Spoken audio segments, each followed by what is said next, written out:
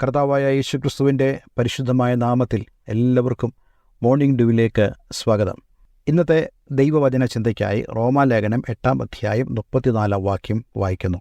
ക്രിസ്തുയേശു മരിച്ചവൻ, മരിച്ചിട്ട് ഉയർത്തെഴുന്നേറ്റവൻ തന്നെ. അവൻ ദൈവത്തിന്റെ വലതുഭാഗത്തിരിക്കുകയും നമുക്ക് വേണ്ടി പക്ഷവാദം കഴിക്കുകയും ചെയ്യുന്നു. ഈ വേദഭാഗം തുടങ്ങുന്നത് ശിക്ഷ വിധിക്കുന്നവൻ ആർ എന്ന് പറഞ്ഞിട്ടാണ്. ഞാൻ ആ ഭാഗം ഒഴിവാക്കുകയാണ്. കാരണം ഇന്ന് നമ്മൾ ചിന്തിക്കാൻ പോകുന്നത് കർത്താവ് യേശുക്രിസ്തു ഇന്ന് എന്തു ചെയ്യുന്നു എന്നുള്ളതാണ്. പലരും ചോദിക്കുന്ന ചോദ്യമാണ്, ഇപ്പോൾ യേശു എന്താണ് ചെയ്യുന്നത്? ഇവിടെ നമുക്ക് വായിക്കാൻ കഴിയുന്നു, അവൻ മരിച്ചിട്ട് ഉയർത്തെഴുന്നേറ്റവൻ തന്നെയാണ്. അവൻ ഇപ്പോൾ എന്തു ചെയ്യുന്നു? ദൈവത്തിൻ്റെ വലതുഭാഗത്ത് ഇരിക്കുകയും നമുക്ക് വേണ്ടി പക്ഷവാദം കഴിക്കുകയും ചെയ്യുന്നു. അതായത് പിതാവായ ദൈവം തൻ്റെ പുത്രനായ യേശുക്രിസ്തുവിന് കൊടുത്തതായ മിഷൻ, ദൗത്യം ഇതുവരെ തീർന്നിട്ടില്ല.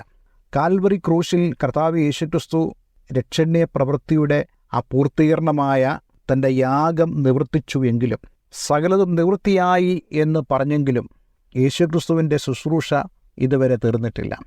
അതുകൊണ്ടാണ് ഇവിടെ നമുക്ക് കാണാൻ കഴിയുന്നത്, അവൻ ദൈവത്തിൻ്റെ വലതുഭാഗത്ത് ഇരിക്കുകയും. ഫിലിപ്പി ലേഖനം നമ്മൾ ഇപ്രകാരം വായിക്കുന്നുണ്ട്, അവൻ ദൈവരൂപത്തിലിരിക്കെ ദൈവത്തോടുള്ള സമത്വം മുറുകെ പിടിച്ചുകൊള്ളണം എന്ന് വിചാരിക്കാതെ. അവിടെ ദൈവത്തോടുള്ള സമത്വം എന്ന് പറയുന്നത് ദൈവിക തൃത്വത്തിൻ്റെ സമത്വമാണ്.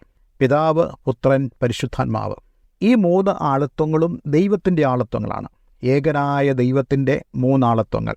എന്നാൽ ശുശ്രൂഷയിൽ പിതാവായ ദൈവം തൻ്റെ പുത്രൻ എന്ന ആളത്വത്തിന് കൊടുത്തതായ ശുശ്രൂഷ, അതാണ് നമുക്ക് ഇവിടെ വായിക്കാൻ കഴിയുന്നത്. അവൻ രക്ഷകനായി ഈ ഭൂമിയിൽ കടന്നു വന്നു.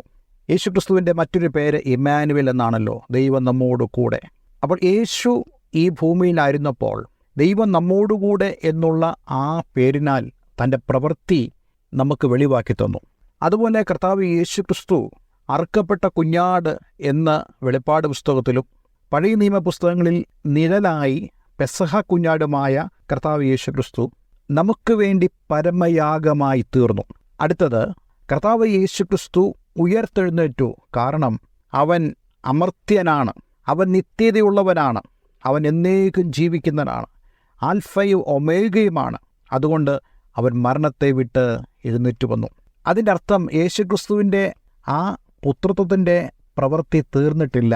കാരണം ആ പ്രവൃത്തിയുടെ ഭാഗമായിട്ടാണ് നമ്മളിവിടെ വായിക്കുന്നത്, അവൻ ദൈവത്തിൻ്റെ വലതുഭാഗത്ത് ഇരിക്കുകയും. ഇപ്പോൾ യേശു എന്തു ചെയ്യുന്നു? ദൈവത്തിൻ്റെ വലതുഭാഗത്തിരിക്കുന്നു. റോമൻ കോടതികളിൽ ന്യായാധിപൻ ഇരിക്കുമ്പോൾ അദ്ദേഹത്തിൻ്റെ ഇടത്തും വലത്തുമായി 2 മറ്റ് ജഡ്ജിമാരിയിരിക്കും. ഒരു പ്രതിയെ മുമ്പിൽ നിർത്തി വിസ്തരിക്കുമ്പോൾ വലത്തിരിക്കുന്ന ന്യായാധിപൻ രക്ഷിക്കാനുള്ള തെളിവെഴുതും, ഇടത്തുള്ള ന്യായാധിപൻ ശിക്ഷിക്കാനുള്ള തെളിവെഴുതും. ഏറ്റവും അവസാനം വിസ്തരിച്ചു കഴിയുമ്പോൾ പ്രധാന ന്യായാധിപൻ ചോദിക്കും, ശിക്ഷിക്കാനുള്ള തെളിവ് എത്രയുണ്ട്? അടുത്തതായിട്ട് രക്ഷിക്കാൻ ഇരിക്കുന്ന ആ ഒരു ന്യായാധിപനോട് ചോദിക്കും, രക്ഷിക്കാനുള്ള എത്ര തെളിവുണ്ട്? ഈ തെളിവുകളെല്ലാം വായിച്ചിട്ട് ഏറ്റവും കൂടുതൽ തെളിവ് എന്തിനാണോ അതിനനുസരിച്ചാണ് ഒരു പ്രതിയെ ശിക്ഷിക്കുകയോ അല്ലെങ്കിൽ സ്വതന്ത്രമാക്കുകയോ ചെയ്യുന്നത്. കർത്താവ് യേശുക്രിസ്തു ഇവിടെ ദൈവത്തിൻ്റെ വലതുഭാഗത്ത്. അതിൻ്റെ അർത്ഥം യേശുക്രിസ്തു നമ്മുടെ രക്ഷകനായി ഇപ്പോഴും അവൻ തൻ്റെ പ്രവൃത്തി തുടർന്നുകൊണ്ടേയിരിക്കുന്നു. നമുക്ക് വേണ്ടി പക്ഷവാദം ചെയ്യുന്നു. നമ്മുടെ പേർക്ക് അവൻ വാദിക്കുന്നു. ഇന്ന് ഞാൻ നിങ്ങളോട് പറയട്ടെ, നാം നിലനിൽക്കുന്നതിൻ്റെ കാരണം യേശു നമുക്ക് വേണ്ടി ഉയരത്തിൽ പിതാവിൻ്റെ സന്നിധിയിൽ പക്ഷവാദം ചെയ്തതുകൊണ്ടാണ്. അതുകൊണ്ടാണ് നമ്മളെ ദൈവം രക്ഷിക്കുന്നത്. അതാണ് ദൈവത്തിൻ്റെ കൃപ എന്ന് പറയുന്നത്. ഇത് കൃപായുഗമാണ്. ദൈവത്തിന് നമ്മളോട് മനസ്സലിവ് തോന്നുന്നു.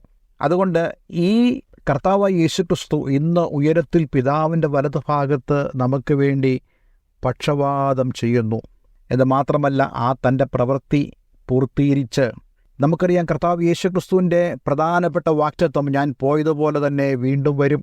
എന്തിനാണ്? തനിക്കായി കാത്തിരിക്കുന്ന തൻ്റെ മണവാട്ടിയായ സഭയെ ചേർക്കുവാൻ യേശു വേഗം വരും. കർത്താവ് യേശുക്രിസ്തു വേഗം വന്ന് നമ്മെ കൂട്ടി അവൻ ഉയരത്തിലേക്ക് പ്രവേശിക്കും, നമുക്ക് പ്രതിഫലങ്ങളെ തരും. കർത്താവ് യേശുക്രിസ്തുവിൻ്റെ രക്ഷൻ്റെ പ്രവൃത്തിയുടെ ഭാഗമായി അതെല്ലാം സംഭവിക്കുക. അപ്പോഴാണ് നമ്മുടെ രക്ഷ പൂർത്തിയായിത്തീരുന്നത്. പിന്നീട് നമുക്ക് വായിക്കാൻ കഴിയുന്നുണ്ട്, കർത്താവ് യേശുക്രിസ്തു രാജാവായി അവൻ വേഗം വരുന്നുണ്ട്. 1000 വർഷത്തെ ഭരണം കർത്താവ് യേശുക്രിസ്തുവിൻ്റെ നേതൃത്വത്തിലായിരിക്കും. അതുപോലെ ന്യായവിധി, അത് പിതാവായ ദൈവം പുത്രന് കൊടുത്തിരിക്കുന്ന ഒന്നാണ്. അങ്ങനെയാണ് കർത്താവ് യേശു ക്രിസ്തുവിൻ്റെ ആ രക്ഷണ പ്രവൃത്തി പുരോഗമിക്കുന്നത്. അതുകൊണ്ട് ഇന്ന് ഞാൻ നിങ്ങളോട് പറയട്ടെ, നമ്മുടെ ഏറ്റവും വലിയ ധൈര്യമെന്ന് പറയുന്നത് യേശു നമുക്കായി ഉയരത്തിൽ പിതാവിൻ്റെ സന്നിധിയിൽ വലതുഭാഗത്ത് നമുക്ക് വേണ്ടി പക്ഷവാതം ചെയ്യുന്നു. അതുകൊണ്ട് എബ്രായ ലേഖനത്തിൽ നമ്മൾ വായിക്കുന്ന പോലെ നമ്മുടെ സ്വീകാര്യം നാം മുറുകെ പിടിച്ചുകൊള്ളണം. ദൈവസന്നിധിയിൽ നമുക്ക് ലഭിച്ച ആ ആക്സെപ്റ്റൻസ് നാം മുറുകെ പിടിച്ച് ധൈര്യത്തോടു കൂടെ ആയിരുന്നാൽ തീർച്ചയായിട്ടും ധൈര്യത്തോടെ ജീവിക്കുവാൻ, പ്രാഗൽഭ്യത്തോടെ ജീവിക്കുവാൻ ദൈവം നമ്മെ സഹായിക്കും. ഈ വചനങ്ങളാൽ ദൈവം നമ്മെ അനുഗ്രഹിക്കട്ടെ. ഒരു വാക്ക് ഞാൻ പ്രാർത്ഥിക്കുന്നു. സ്വർഗീയ പിതാവേ, ഈ കേൾപ്പിക്കപ്പെട്ട അനുഗ്രഹിക്കപ്പെട്ട വചനത്തിനായി സ്തോത്രം. ഓരോ ദിവസവും ദൈവമേ, ഞങ്ങൾ അങ്ങയുടെ പുത്രനായ യേശു ഞങ്ങൾക്ക് വേണ്ടി ഉയരത്തിൽ പിതാവിൻ്റെ സന്നിധിയിൽ പക്ഷവാതം ചെയ്യുന്നു എന്നുള്ള ആ ധൈര്യത്തിൽ ജീവിപ്പാൻ ഞങ്ങളെ സഹായിക്കും. പ്രാർത്ഥന കേട്ടതിനായി നന്ദി. യേശു ക്രിസ്തുവിൻ നാമത്തിൽ തന്നെ. ആമേൻ, ആമേൻ. Have a nice day. God bless you all.